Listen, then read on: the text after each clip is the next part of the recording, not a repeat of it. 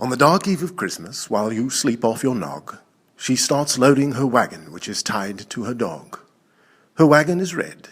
Cliché, I agree, and it's draped with brass bells that seem oddly off-key.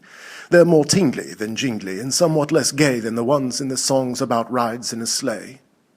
The dog tied to the front looks strange, but not heinous.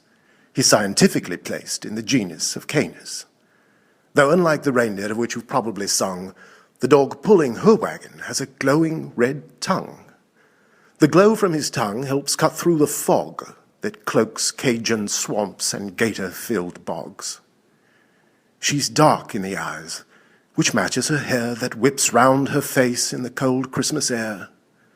Her thick white fur coat, which is known with great fame as the result of her winning a bear beer-drinking game, covers the tops of her black snakeskin boots.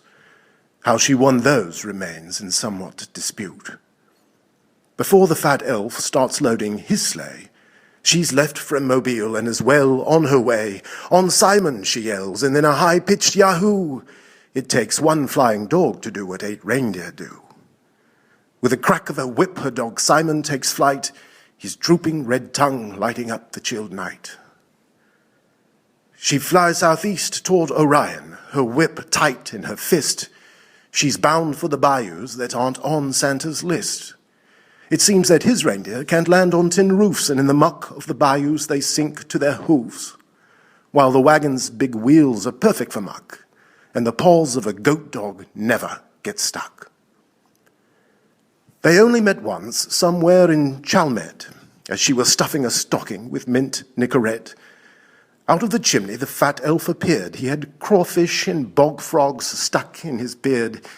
He took a forced landing on the roof of the shack after Rudolph's red nose went suddenly black. The relief in his face was perfectly clear as he shouted at her, "Help me get out of here!" She gave him boudin that was left by the fire and offered to help him get out of his mire. After gigging a frog from her Christmas Day meal, she hitched Rudolph's red rein to her wagon's red wheel, and with a crack of her whip they flew out of sight with Simon's red tongue lighting up the cold night. She left him in Gulfport, no worse for the wear, dropped some nickels in slots since she was already there, and headed back east to her street in Mobile just as the church bells were beginning to peal. Rudolph the reindeer is remembered in prose for saving Christmas one year with his shiny red nose. But down in the bayous, both old and the young sing of a goat dog's glowing red tongue.